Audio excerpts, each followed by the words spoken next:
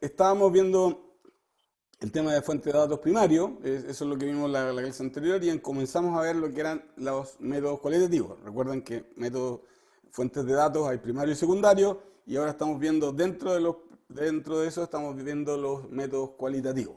Los otros fuentes de datos primarios son las encuestas y normalmente las pruebas o experimentos. Esos son los otros tipos de fuentes de datos primarios.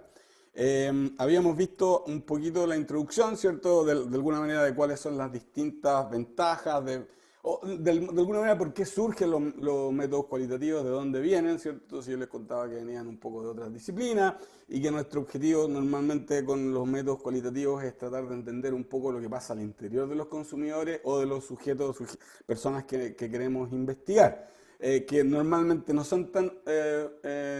no es tan fácil de obtener esa información a través de encuestas. Otras veces el objetivo, fíjense, otras veces el objetivo es como conocer lo que hacen los consumidores en su medio real y no en un medio artificial o no en una imaginación como podría ser una encuesta, ¿cierto? Las encuestas le preguntan por lo que hace, pero en realidad no dice lo que hace o no ven lo que hace. O le preguntan por lo que hizo en el pasado, ¿cierto? O por lo que cree que hizo en el pasado. Entonces, para ese tipo de cosas, que son comportamientos, y en vez de preguntárselo a través de una encuesta, yo también podría obtener una mejor y más válida información si es que yo lo pudiera ver directamente. Entonces, surgen para esas cosas, surgen para tratar de evitar de alguna manera los errores de las personas en acordarse. La gente graba en sus memorias impresiones que no siempre son las adecuadas. Hace un tiempo atrás escuchaba un científico, creo que era psicólogo, perdón, era psicólogo de la Universidad de UCLA, y él decía que estaban tratando de evitar que para los juicios, fíjense esto, que para los juicios estaban tratando de evitar, juicios criminales y ese tipo de cosas, estaban tratando de evitar la validez de los testigos. O sea, querían eliminar a los testigos, porque en varios estudios que habían hecho, o sea, en que habían sido condenados personas, normalmente por estudios de violencia fuerte, asesinato y otras cosas, ¿cierto? En los lugares donde habían ocurrido estas cosas, habían logrado obtener muestras de sangre y muestras de cosas, digamos, biológicas.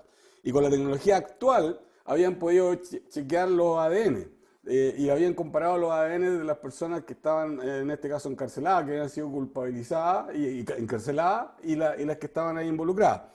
Y más del 50% de las veces no era correcto. O sea, mucha gente estaba condenada solamente por testigos que juraron que esas personas habían estado ahí, que jurarían, y no es que estuvieran mintiendo, sino que jurarían, ¿cierto?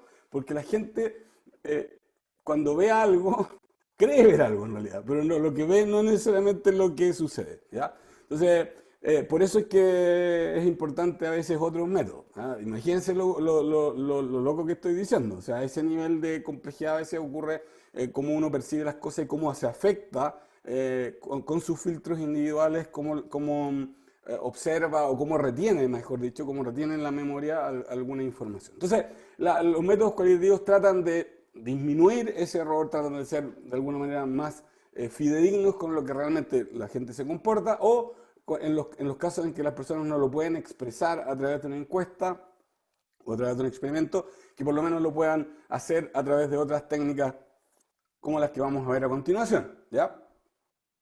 Ahora, lo normal y lo más, digamos, lo más actual es que uno busque mezclar, como dice ahí, las distintas técnicas, tanto las encuestas como los métodos cualitativos. Sí, eso es algo positivo porque ambos, digamos, se complementan entre sí. Entonces, vamos a ver estos distintos métodos cualitativos. Hoy día vamos a ver básicamente dos, espero ver, la observación y entrevistas en profundidad. Eh, el, Además de eso, además del método de observación y entrevista en profundidad, hay otros, varios, los grupos focales, ¿cierto? Que probablemente ustedes más conocen, y también las técnicas proyectivas y también lo que son los análisis de metáforas, que de alguna manera es una combinación, es una técnica híbrida, no tan usada, pero que yo creo que es bastante útil y con la tecnología actual, digamos, con los medios digitales que hay actualmente, se puede hacer bastante más, se puede usar bastante más. Es una técnica que tiene unos 20 años, pero no todo el mundo la usa y por lo menos yo quiero que ustedes la conozcan. No digo que sean expertos, pero por lo menos que la conozcan. Hay algunas empresas en Chile que la usan, algunos gente entrenada también en hacer eso. Bueno, después tenemos entonces el método de observación. El método de observación, básicamente, como su nombre lo dice, se trata de observar. Les cuento nosotros hicimos un seminario de título cuando había seminarios de título en la facultad. De hecho, creo yo que de repente era una mejor opción. Pero bueno, había seminario de título y una vez hicimos un estudio de observación en que los estudiantes, básicamente, que fueron los que hicieron el trabajo, digamos, esto era hace harto tiempo atrás, cuando estaba entrando recién el cable, cuando estaba recién entrando el cable con fuerza a las casas. Y entonces lo que hicimos fue mandar gente, o sea, fueron las personas, ¿cierto?, a observar cómo la gente observaba televisión. O sea, fueron a mirar en las casas, no les preguntamos qué es lo que hacían, sino que fueron a las casas de cualquier persona en el fondo, ¿cierto? Y tenían que estar entre 1 y 2 horas, entre 1 y 2 horas en el living de la casa donde estuviera en televisión, el televisor, digamos, y observando qué es lo que la gente hacía, ¿ya? Y cómo miraba televisión. Y bueno, y salieron cosas que ustedes se las pueden imaginar que ocurrían, digamos, ¿cierto? Desde que la gente normalmente hacía multitasking, que era lo más obvio, y el multitasking a veces podía hacer 3 cosas, ¿cierto? Comer, hablar por teléfono y ver televisión, y podía hacer hasta 4 cosas, hacer como que trabajaba, hablar chatear, en ese tiempo no había tanto chat, pero había algo de chat, un poquito, ¿cierto? Comer, ver televisión, y bueno, todo eso, 4 cosas. Entonces, eso es una cosa importante porque para muchos estudios de medición de televisión se cuentan el rato que el televisor está prendido. Los people meter más modernos, algunos de esos tienen un detector de un cuerpo, al menos pueden detectar una persona. Hay otros que tienen cámara, como para chequear si la persona está mirando o está por lo menos poniendo atención. Pero esos son los más sofisticados, que no necesariamente todos están acá. Entonces en esa época habían de los más normales, de los que básicamente estaba prendido el televisor. Entonces, bueno, era bien interesante porque en realidad el tiempo efectivo de que la gente realmente estaba atendiendo y mirando televisión, así como poniéndole atención a lo que estaba pasando ahí, era bastante poco en porcentaje, o bastante menos en porcentaje, menos del 50% en realidad. Del tiempo estaba como atendiendo. Mucho tiempo se iban al baño, otros iban a la cocina, qué sé yo, a distintos lados, ¿ya? Bueno, y vieron resultados bien interesantes para efectos de, por ejemplo, estudios para empresas que quisieran hacer avisaje, para las mismas empresas de televisión, cómo hacer las parrillas de televisión, los programas y las tandas comerciales. O sea, es un estudio que nosotros lo hicimos por aprender del tema y por conocer cómo eran los hábitos de los consumidores, pero que podía tener esa utilidad. Ahora, como ese ejemplo, ¿cierto?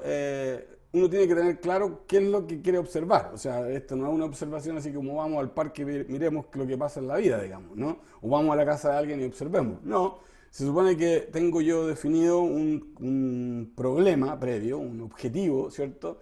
Y en este caso el objetivo era tan simple como eso, era saber cómo la gente, o observar cómo la gente mira televisión.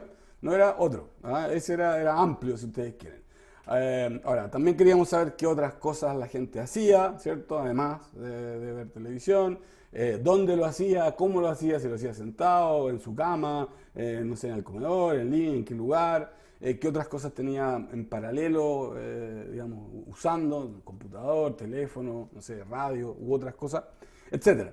Entonces, igual había como igual como cualquier estudio tiene que tener una fase previa. Y la parte más importante es saber qué es lo que se va a observar y de alguna manera cómo se va a cuantificar. Entonces, fíjense que en este ejemplo que yo le estoy dando, una de las cosas que nosotros teníamos que cuantificar era cuánto tiempo las personas pasaban haciendo alguna cosa y mirando atentamente o mirando el televisor. ¿Ya? Entonces, bueno, eso no es tan sencillo, digamos, porque la persona tiene que estar, fíjense, imagínense que está haciendo 4 cosas, yo tengo que estar como con 4 cronómetros. O sea, no es tan obvio y requería de un cierto entrenamiento. Por suerte en esa época no había tanto multitasking como hay ahora, así que normalmente eran 2 o 3, ¿ya? Pero igual requería, entonces, tengo que medir además cuando está comiendo, tengo que medir además, o mido solamente el tiempo que la persona tiene el televisor prendido y está mirando efectivamente la televisión. Bueno, son varias de las cosas que uno tiene que preparar y definir, ¿cierto?, en la fase previa. Entonces, lo otro importante es que en algunos tipos, esto era un poco más sencillo porque era mirar televisión, pero en otro tipo de estudios de observación uno quiere, es tan importante como el proceso de compra, como la compra en sí, como el proceso de uso, ¿sí? Entonces uno tiene que decir, ¿qué me interesa? Por ejemplo, si yo estoy estudiando cómo la gente compra automóviles, voy a decir, o ahora a propósito de la entrega del 10%, quiero ver qué hizo la gente con el 10%, ¿ya? Entonces, poco menos que yo tenía que tener gente, así como que le dieran un aviso, recibir el 10%, ¿y qué es lo que hicieron? Y tener como una muestra de gente y ver qué es lo que hicieron. Y los que fueron a consumir, o los que fueron a comprar, o los que fueron no sé, al mall, o los que pagaron deuda. Bueno, yo podría hacer un estudio de eso con observación, pero lo que voy a observar no es un acto en particular, sino que probablemente voy a observar un proceso. A lo mejor puedo observar cómo la gente discute qué es lo que debería hacer con la plata, o conversa, cuál podría ser el mejor. O sea, es bastante más, puede ser súper sencillo como medir un acto específico, si compró o no compró, o depositó o no depositó, o se compró un televisor nuevo o no se compró un televisor nuevo, o puede ser bastante más complejo en que uno trate de observar todo el proceso de compra, ¿ya? En el extremo, fíjense que hay gente, esto se hace en antropología y es una técnica que se usa mucho en ese tipo en sociología, en antropología. Hay un estudio muy famoso de las barras bravas, de las barras bravas en Inglaterra, perdón, pero también en Chile han habido algunos estudios de eso. Entonces, básicamente un estudio de las barras bravas no es un estudio de ver un incidente, un momento en el tiempo, ¿cierto? En ese caso, el antropólogo, el investigador, pertenece a la barra brava, se incorpora a la barra brava, está con la barra brava, no sé, un año participando, yendo a las fiestas, yendo a las reuniones, a los meetings, saltando con la gente, sacándose la polera, etcétera. Está en la barra brava. Lo puedo hacer tan participante como lo que yo acabo de decir, o sea que es uno más, o lo puedo hacer como un observador un poco más aislado, pero igual tiene que estar en todo ese proceso, porque si no, es más difícil de entender lo que pasa ahí y es los comportamientos que ocurren ahí. O sea, si uno observa un hecho determinado, es el hecho determinado, pero no entiende otras cosas. Entonces, si yo quiero entender otras cosas, necesito cubrir, la observación tiene que cubrir el proceso y no puede cubrir el hecho aislado. Entonces, va a depender cuáles son los objetivos de la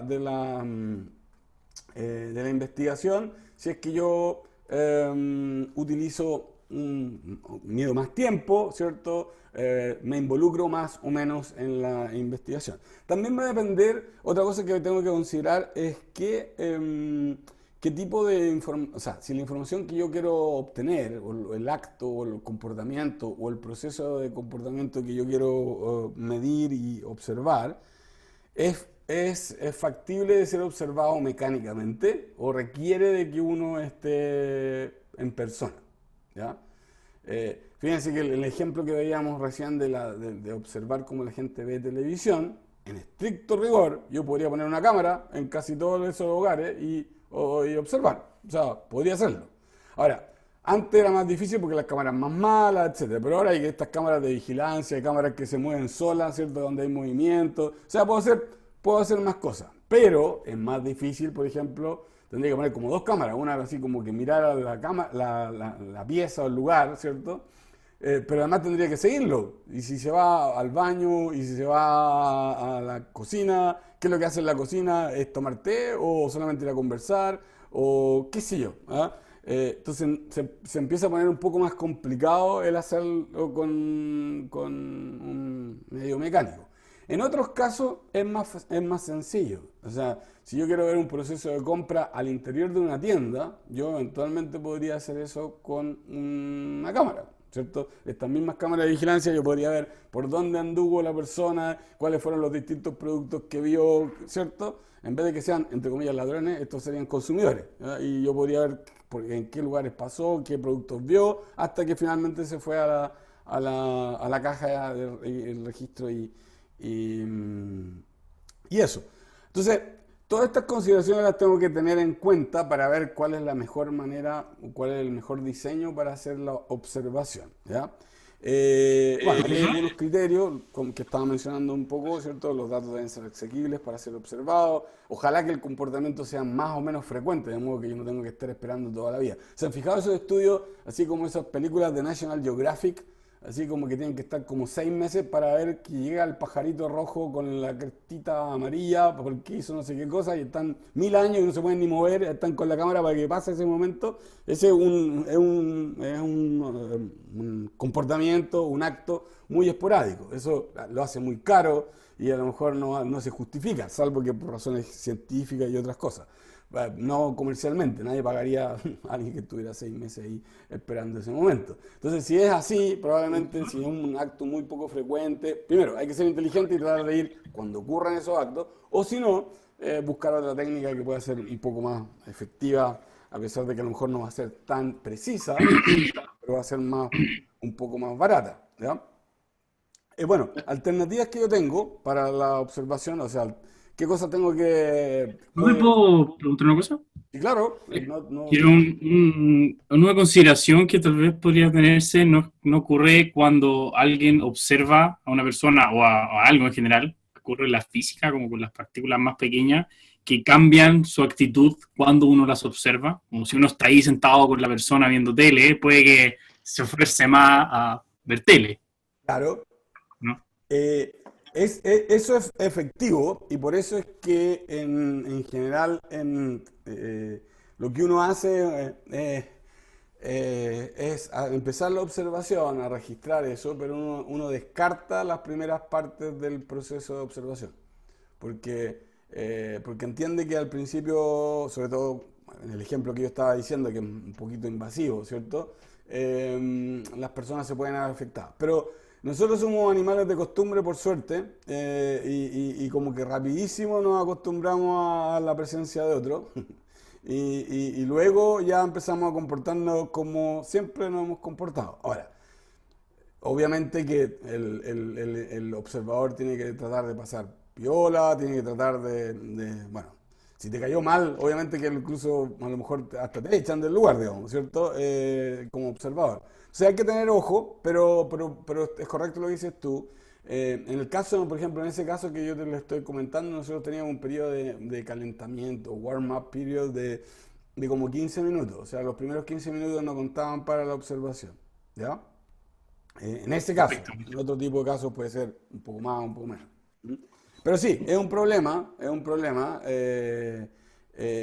Pero fíjate que en el caso voy al extremo, ¿cierto? Estos estudios que se hicieron de las barras bravas. Tú podrías decir, bueno, esa persona que se incorporó fue barrista y hizo cosas, claro, afectó el comportamiento del grupo. Es verdad, porque fue una persona más y que su objetivo era investigar, no era necesariamente ser de las barras bravas. Entonces, tuvo un efecto, pero ese efecto en el contexto general es bastante menor respecto de lo que ellos pudieron encontrar de cómo funcionaban esto, cuáles eran las motivaciones, cómo se creaban las subtribus al interior y otras cosas de funcionamiento, ¿cierto?, que ellos podían tener. Pero es una aprensión, Sebastián, me parece que era el que estaba hablando, ¿cierto?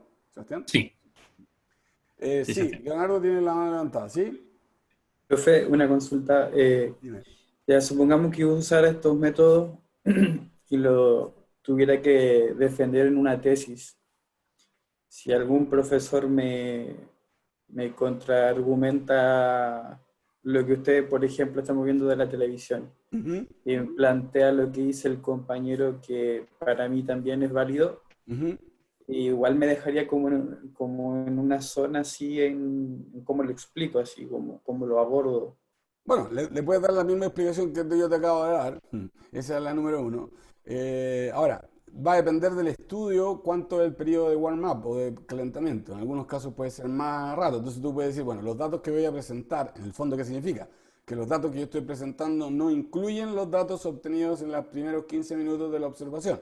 ¿Ya? Eso es lo que significa. O puede ser media hora. Entonces yo estoy tomando solamente cuando ya la gente, ya la persona se acostumbró. Ahora, esto se aplica para todo. No hay ningún estudio perfecto. Todos los estudios tienen algún problema. Todos los estudios Pero, van a generar algo de error. Todos los estudios, profes, eh, si les dicen que este estudio está perfecto, eso es mentira. Todos tienen error. Y de hecho, la mayoría de los estudios que tienen muchos números, como lo vimos en la clase anterior, pueden tener mucho más error, porque la gente se confía de que el proceso que generó los números estaba correcto. Entonces, como que no cuestiona los números. Llega a los números, a la base de datos y dice, esta es la verdad. Nada, hay mucha gente que piensa eso en la propia facultad, ¿cierto? Bueno, por eso es que se equivocan en los pronósticos. Entonces, ¿por qué no ven lo que pasa detrás? ¿Qué es lo que influyó en esos números? ¿Qué es lo que estaba detrás? Que es muy importante. Y a veces hay error en eso. ¿No? Entonces, habiendo dicho eso, cualquier proyecto de investigación de mercado o una tesis, ¿cierto? Va a tener esos problemas. Pero uno se supone que, justamente, por eso las tesis, o en cualquier estudio, ni siquiera una tesis, en un estudio de mercado típico, uno va a poner limitaciones. Es decir, algunas limitaciones del estudio son estas. Estos son los problemas. Ahora, es para como dices tú, es para el que oye, en este caso si es una investigación comercial, es para el mandante el de discernir si le parece que esa es una limitación muy grande o no. Ahora, normalmente en estudios de mercado tú has llegado a un acuerdo con la contraparte. O sea, ellos te contrataron a ti, tú le dijiste, esto yo lo quiero enfrentar, supongamos este estudio de audiencia o cómo la gente ve televisión, yo quiero hacerlo no preguntándole, no con una encuesta, sino que quiero hacerlo con este método de observación.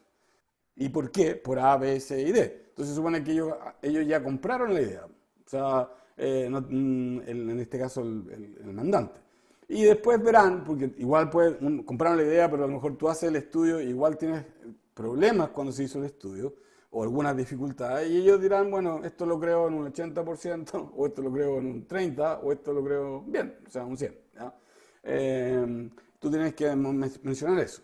Ya, para seguir. Entonces, dentro de los alternativas que yo tengo para observar, tengo dónde lo voy a hacer, ¿cierto? Si en el entorno natural o artificial. Un ejemplo. Por ejemplo, yo quiero hacer un estudio de cómo los niñitos chicos juegan, ¿ya? Con un determinado juguete o con juguetes de X, no sé, con Lego, ¿ya? Yo lo puedo hacer en su casa, puedo ir como lo estábamos haciendo recién, ¿cierto? En vez de ver televisión, ir a las casas de la gente y ver cómo juega. Eso sería natural. Otra natural sería ir ¿a dónde? Podría ser, para ver A cómo los la gente juega. infantiles. Al jardín infantil, perfecto, ¿cierto? Ir al parque, para ir no andan con Lego, sí, más difícil. Entonces, bueno, jardín infantil y la casa podrían ser lugares, esos son naturales. Otra alternativa es que yo en mi instalación o en una sala hiciera como un pequeño, entre comillas, jardín infantil y que invitara a mamás y papás que vinieran con sus niñitos, ¿cierto? Qué sé yo, de 2 a 4 años o de la edad que sea, ¿cierto? Y yo les tuviera ahí Legos y lo observara cómo juegan, ¿ya? Entonces, el primero es natural, porque eso es como donde juegan naturalmente, y el segundo es un poco artificial, porque lo está llevando a un lugar donde no normalmente juegan y le está diciendo, bueno, por suerte los niños en general en eso son como que no les va a afectar tanto eventualmente, pero en otros casos sí puede afectar. O el niño, por ejemplo, típico de lo que pasa cuando le cambian de colegio, ¿cierto? Llega a otro lugar y como que desconoce y no va a reaccionar necesariamente de la misma manera que podría reaccionar en la casa o con sus compañeros cuando está jugando, no sé, en un jardín. Entonces, bueno, eso es natural versus artificial. Y eso se aplica para distintas cosas. Yo le estoy dando un ejemplo de lo que significa eso. Artificial, la gracia que tiene es que uno puede controlar. O sea, en el fondo supone que van para eso. En cambio, en natural, puede que ocurra o no ocurra el fenómeno.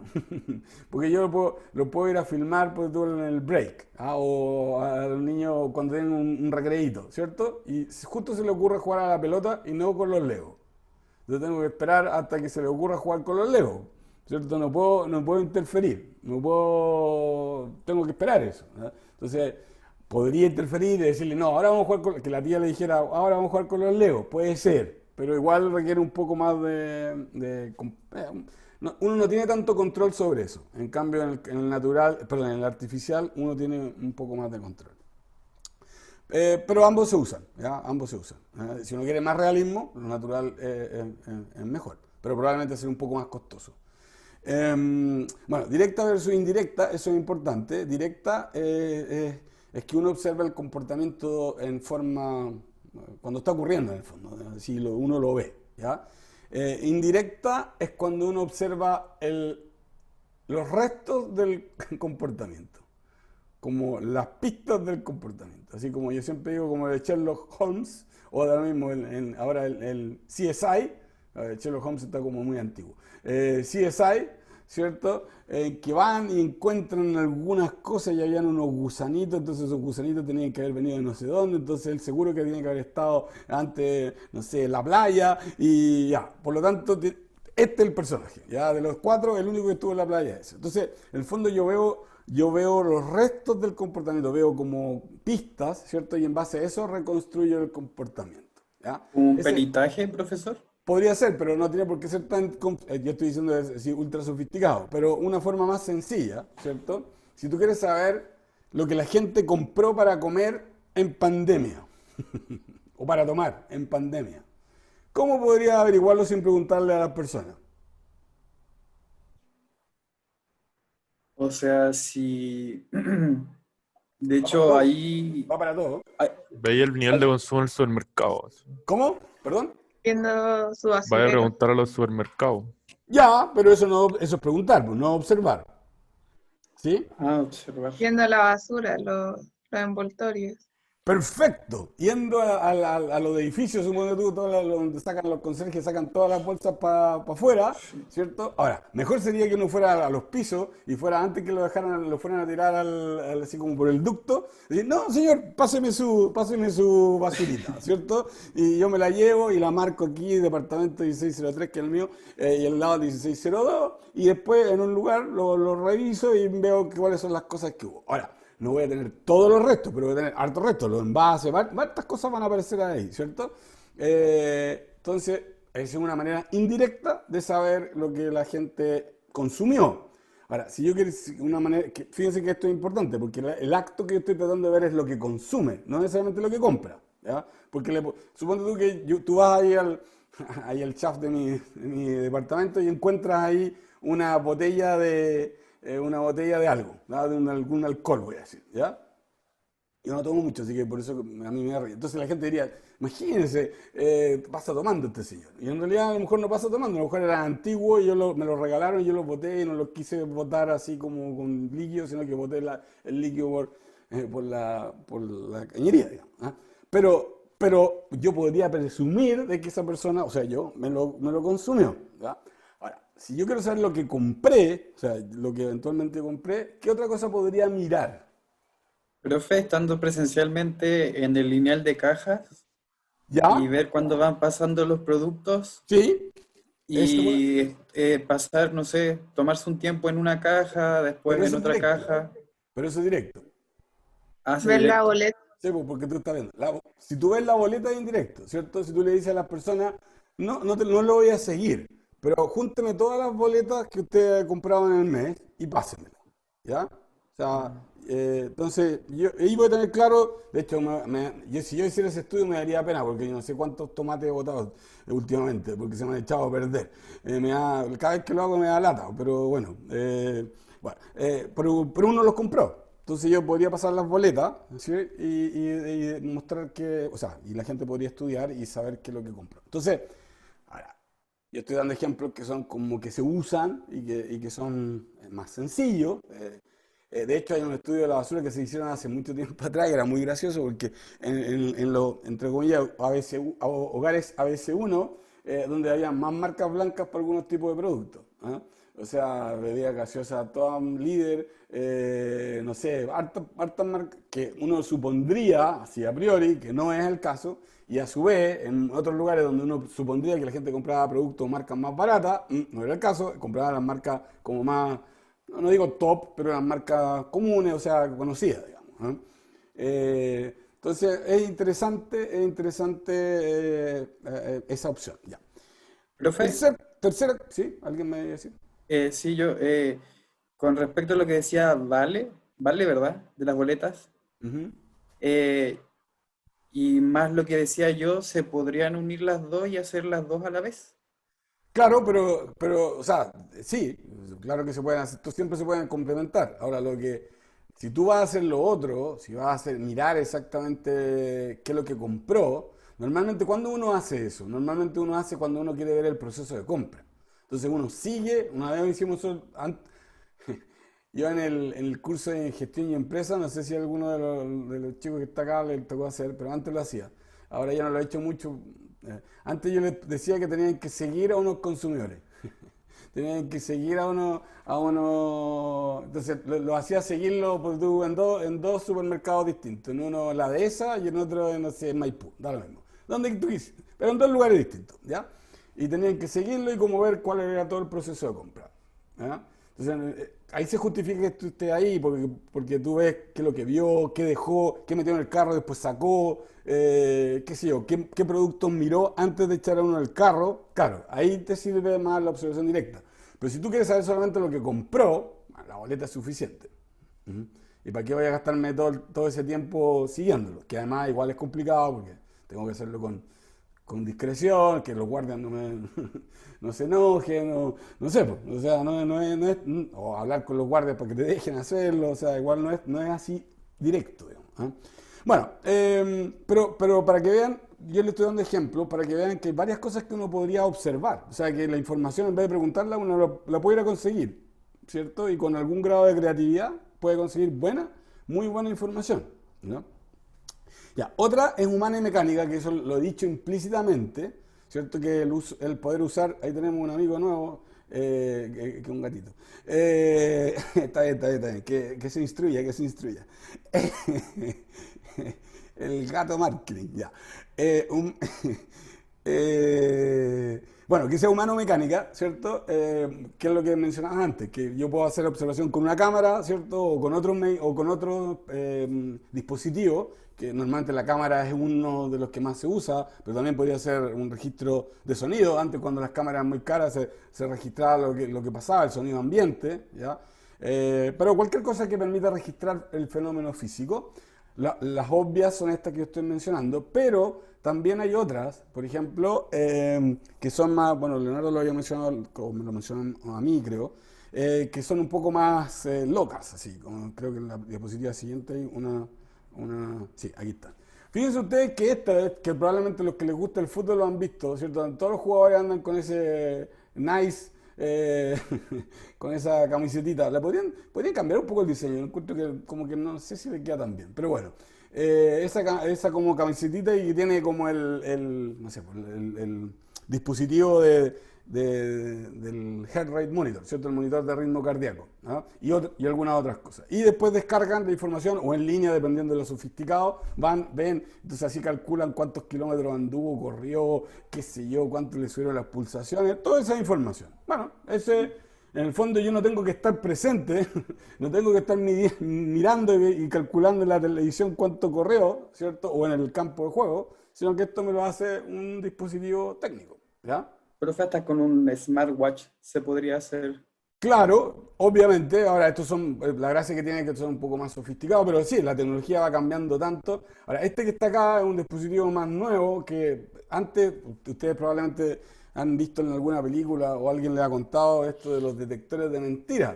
Bueno, los detectores de mentiras se utilizan en marketing también hace mucho tiempo. ¿cierto? Y básicamente se basan en cuánto se te estimula el ritmo cardíaco y también en cuánto tú sudorizas, cuánto tú botas de sudor, ¿ya? Y ahora hay unos dispositivos que valen muy baratos, o sea, que cualquier persona lo podría comprar, cualquier empresa lo podría comprar, que uno puede hacer esos estudios son cosas parecidas a esta, que uno se las pone como en el dedito, ¿cierto? Y se conectan o a un smartwatch o se conectan directamente de un computador, dependiendo de las circunstancias, y uno podría ver la reacción que tiene la gente a un comercial o que tiene la gente con respecto a un show. Imagínense que yo quisiera testear, cuán bueno es la última versión del Cirque du Soleil y dónde tengo que poner los actos para que la gente se emocione. Bueno, yo podría tener una prueba y ponerle a todo el público estas cosas y podría medir, ¿cierto?, en qué momento es que hubo los pics de emoción o los pics o al revés, el de aburrimiento, ¿ya? Lo podría hacer de otra manera, mirando a la gente si está aburrida o si está con los ojos así. Claro, eso es observación directa. Pero también tiene error, porque yo podría estar confundido. A lo mejor la gente igual cierra los ojos porque le encanta la música. Y no es porque esté aburrido durmiendo, digamos. ¿Ah?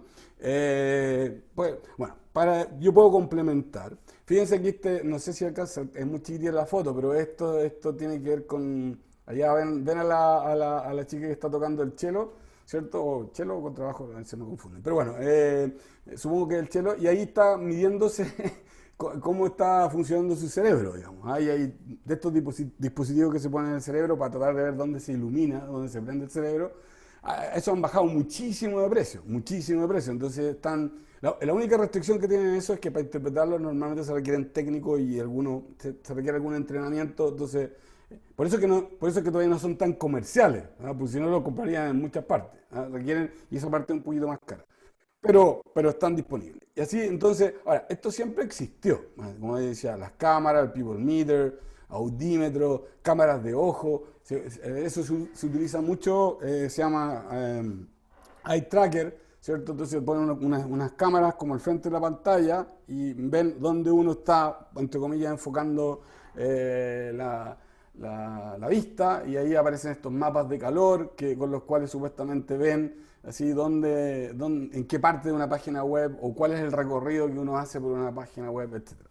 Eso que antes era bien caro, ahora está siendo más barato y me imagino que va a ser mucho más barato en el futuro, y por lo tanto va a haber más participación de este tipo de métodos o de dispositivos mecánicos electrónicos en realidad ya, para medir. Ya, obviamente que si se abaratan los costos y está fácilmente asequible la tecnología, bueno, es más sencillo. Nosotros en la facultad hace como unos 10 años atrás empezamos a ver algunas de estas cosas, pero normalmente lo caro ya no es tanto los dispositivos en sí, o sea, no es el aparatito, sino que es el software que maneja esto y que interpreta los estímulos, y en algunos casos el personal, la persona, porque en algunos casos tiene que ser médico o algún profesional científico, digamos, que obviamente es un poco más especializado. Y normalmente las empresas que hacen esto, claro, cobran tarifa en dos partes. Cobran barato por los aparatitos, pero te cobran una millonada por el software propietario para tratar o sea, para analizarlo. Entonces, por eso es que no está tan difundido. De hecho, en la facultad todavía está viendo el proyecto de hacer como un market lab con algunos de algunos de estos dispositivos, ¿ya? Ojalá se pudiera hacer. No tanto porque uno puede incluso vender los servicios, pero también por efecto de ver cómo podría utilizarse a futuro. Bueno, lo otro es que sea oculta o no oculta, ¿cierto? Oculta o no oculta significa que, bueno, si saben que tú estás presente o no estás presente. ¿Ah? Fíjense que en el caso, por ejemplo, que decíamos de lo que los niños pueden jugar en el jardín infantil, supongamos con los Legos o con los juguetes, ¿ya? Yo podría estar ahí como una tía más, ¿cierto? Pero igual sería una tía, o un tío, en este caso, un tío diferente, igual podría afectar un poquito a las personas, o podría estar con un vidrio, ¿cierto? En un dispositivo con un vidrio, yo mirando sin que el resto se supiera que hubiera otra persona ahí rara observando cómo ellos juegan, ¿ya? Entonces, nuevamente ahí el lugar físico, el tipo de fenómeno que se quiere observar puede ayudar a eso y así se disminuye el problema que mencionaba Sebastián anteriormente respecto al tener influencia, ¿cierto?, en el fenómeno observado. Bueno, lo que parece que es estructurada versus no estructurada, la verdad es que si tú vas a hacer un estudio de mercado o un estudio científico, cualquiera de los dos, y usas métodos quali de observación, en general algún grado de estructura va a tener que tener, alguno. Puede ser muy básico, pero algún grado de estructura va a tener que tener. Un profesor mío en Estados Unidos, que era un poco rayado, hizo un estudio, uno de los estudios más famosos a propósito de participación, ¿cierto?, del consumo de deportes riesgosos. Ese era o sea, qué cosas afectan el tomar decisiones para el consumo de deportes riesgosos. Y él se metió en un club de paracaidismo, ¿ya? Y con un colega que le gustaba el paracaidismo, él nunca había saltado, pero el colega sí, ¿ya? Creo que hizo como 1000 saltos. O sea, y tuvo como 10 años recolectando información, ¿ya? Ahora, obviamente fue aprendiendo en el proceso y después lo que al principio miraba era menos estructurado. Después en el proceso fue ganando más información y se fijaba en más cosas y miraba más cosas. Es un estudio, imagínense lo largo de la cosa, digamos. Y bueno, fue publicado en un journal espectacular, muy bueno, y es uno de los papers como seminales en el área de risk sports consumption. Bueno, entonces algún grado de estructura tiene que haber, ¿no? ¿Cuáles son fortalezas del método de observación? Bueno, ahí hemos visto varias, ¿cierto? Que se utiliza el punto de vista del actor, no del observador. Está orientado al proceso, o sea, puedo ver actos específicos, pero luego puedo ver la película, o sea, qué pasó antes, qué pasó después. Considera el contexto en general, sobre todo mientras más natural sea, e incluso si es artificial, yo puedo recrear o tratar de recrear el contexto de modo que sea parecido a lo natural, ¿cierto? Hay unas partes que, eso es importante, no todo lo puedo estructurar, porque normalmente cuando observo, aprendo, descubro cosas, entonces igual van a haber cosas interesantes. De hecho, en parte por eso estoy observando, no solamente para confirmar lo que yo tengo en mi cabeza, sino que para ver si descubro alguna cosa que de las otras maneras, de otras maneras de obtener información, yo no he podido o no he sabido conseguir. Evita error desde este punto de vista, las estimaciones y que la gente recuerde, sino que es básicamente lo que ocurre. Debilidades, bueno, lo que yo les decía a propósito, el mismo problema del testigo pasa para el observador. El observador también puede tener algunas dificultades. Por eso es que normalmente la observación, una manera de hacerlo es esto que está acá, entrenamiento de observadores y uso de observadores múltiples. Si yo los entreno y hago periodo de entrenamiento, entonces yo digo, ya, observemos esto. Esta es prueba. ¿Qué observaron? Y comparamos, ahí vamos entrenando a los observadores. Es como el VAR, en el fondo es como eso, ¿cierto? Es como que ya, veamos esto, en estas circunstancias si se aplican, esto se aplica, qué vamos a observar, etc. Un poco eso, ¿cierto? Y después de que ya está la gente entrenada, bueno, puede hacer el asunto, ¿ya? Y igual que el VAR, no basta con una sola persona que esté mirando la cámara, ¿cierto? O que esté mirando el objeto. Hay varios, porque igual, fíjense, a pesar de que hay cosas que son obvias, que uno dice, no, pero seguro que está adelantado, y uno dice que no, ¿cierto? Igual hay opiniones. Y entonces, para evitar esos sesgos o esos problemas de percepción que puedan existir, siempre es mejor tener al menos 2 observadores, por lo menos para contrastar la información.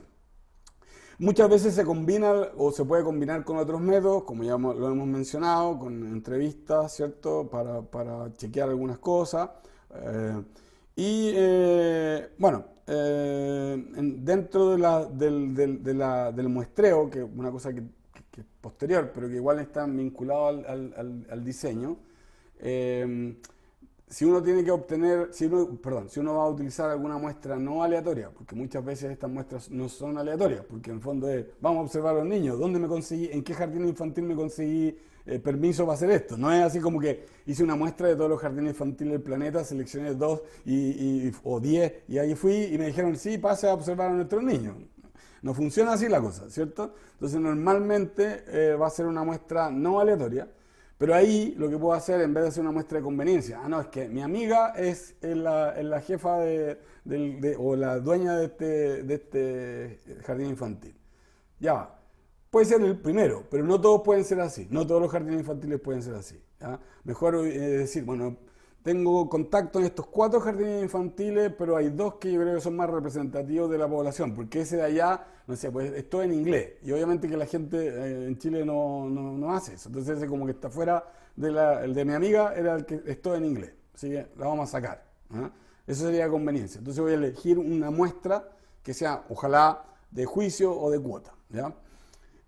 Bueno, y lo otro que ustedes mismos mencionaban, a veces si es factible utilizar otros métodos mecánicos o ocultamiento sería mejor, ¿ya? Ya, preguntas hasta aquí. Creo que cubrimos bastante bien esta parte, ¿sí? Pero me demoré más de lo que pensaba. Eso no está tan bueno. Ya.